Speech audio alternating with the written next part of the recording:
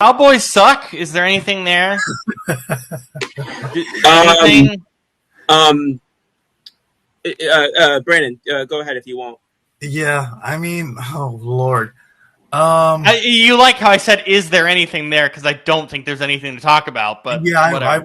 wish there was, but I mean, what do you expect when you trade away your best defensive player because you can't get a deal done because your owner is a stubborn old man?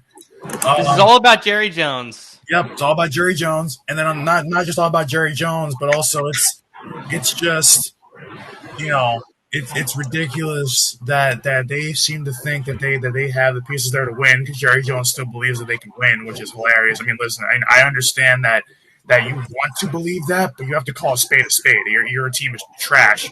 I mean, there's no running game, as to be expected. Duh.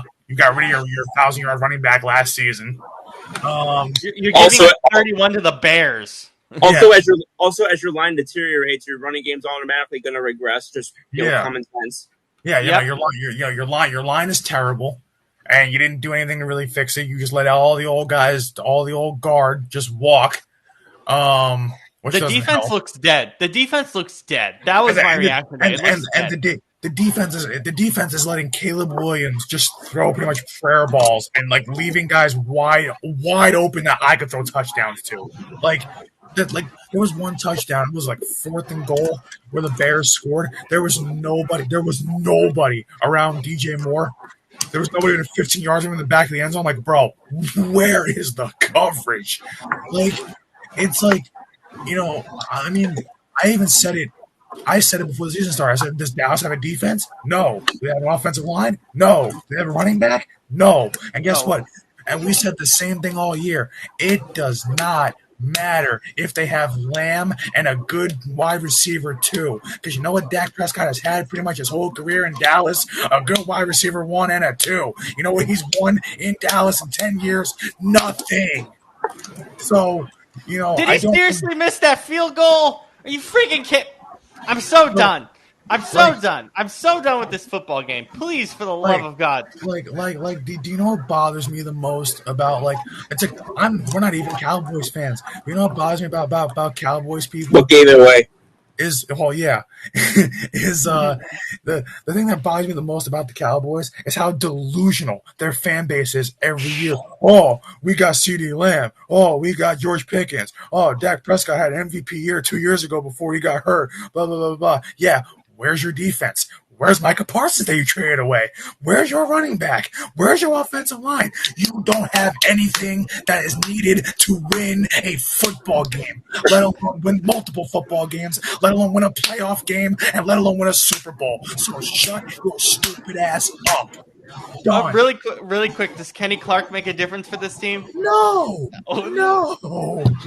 And the fact that Dallas fans thought that Kenny Clark would be a good enough replacement for an edge rusher, a speed edge rusher, an elite speed edge rusher, the fact that you think that Kenny Clark is that guy is ridiculous. Kenny Clark had 1 sack, I think, last year. He is washed. He had 7 the year before. So even if this year he has 6, 7, 8 sacks, where's the rest of the defensive line? They don't get any pressure on the quarterback whatsoever. None. They have one of the worst trenches in football. And where do you win most of your games in football? In the trenches. They don't have an offensive line and they don't have a defensive line. So you know what that means? L all season long. So I don't care if you have Dak Prescott throwing for 5,000 yards. They have nothing else. And Dak Prescott today against the Bears defense, you know what he looked like? Utter trash. So guess what? Bye, Dallas. Your season's over. I don't care. It's been 3 weeks. Your season is done. Goodbye. Good riddance. You suck. Thank you for playing, but go home, regroup. First of all, tell Jerry to sell the team, and then maybe we'll talk again in maybe 10, 15 years. Really quick, Packers-Cowboys next Sunday night. Packers, next question. In Dallas. Scoop, anything you want to add? Does anyone, whenever Brandon's yelling, does anyone have to remind themselves that it's not at them because it feels like he's yelling right at you? Honestly, it feels like Brandon's just yelling right at Jerry Jones, which makes sense. So, I have more common sense than the entire Dallas Cowboy fan base. which is insanity. I mean, if that bar were any lower, I'd catch my foot on it. My foot doesn't come up on that bar. Oh man. But okay, but yeah. So on the Dallas side of things, it is impressively difficult to, if you're Dak Prescott, to complete 78% of your passes and still throw two picks and still get sacked twice. Yep. So basically, yeah, he can throw the ball a bunch and get it to a receiver a bunch, but when he doesn't, oh my God, it's a disaster if you're a Dallas fan. I add if you're a Dallas fan because I think it's gorgeous, but I mean, then you brought in Joe Milton for 5 attempts. He completed 3 of them, and he threw a horrible pick in the red zone. Well, I was just gonna say, but even one of his 2 incompletions was a friggin' pick. In the red zone, it was unbelievably bad. Yeah, unbelievably bad in the red zone. But I'm gonna throw some more numbers at you. George Pickens, 9 targets, came in with 5 receptions, barely half. Mm-hmm. Tolbert, whatever. 6 targets, came in with 3. Again, half. So that's 2 guys. And then, Turpin and Flournoy, 2 of 3. So that's kind of hard to, you can either be positive or cynical about that. And then, of course, you had the lost fumble by Javonte Williams. So, again, I'll say this again. You guys know what I've said in the past, how I've been particularly challenging on Caleb Williams. The fact that your team made Caleb Williams go 68% completions, 4 touchdowns, no picks, no sacks, 143 passer rating. Yeah. For a guy who there's rumors that his own team wants him benched for Tyson Bagent or whatever the hell his name is. There's rumors that his own team wants him benched, and you let him go out there and look like I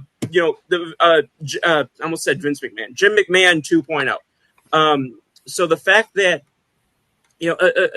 again, like pretty much everything that Brandon just said about Dallas, I echo pretty much all of it.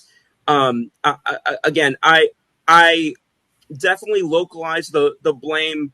This is probably the team most this year that any blame that I have on them, I localize to the ownership and the front office, and I don't put on the coaching staff hardly at all, because it is not Brian Schottenheimer's job that he's coaching a job he should have never had.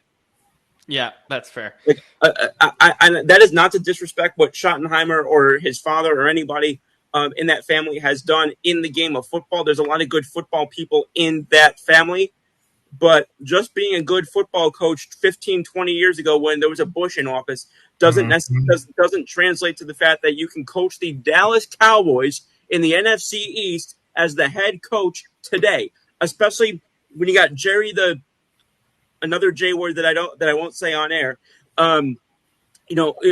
breathing down your neck, presumably 24 hours a day, 7 days a week. So that's all I got to say about Dallas. I don't believe shit in them. And again, I'm astonished. And I will say this. I commend the fans who are at least waking up to the fact that nothing's going to change down there in Arlington until Jerry sells the team, because for a while it felt like, delusion Dallas is, kind of what it felt like down there. Fans are at least becoming a little less insufferable about it now. So kudos to them. My hat's off to you. You guys, I respect. Yeah. I'm sorry about your season. It's going to be rough.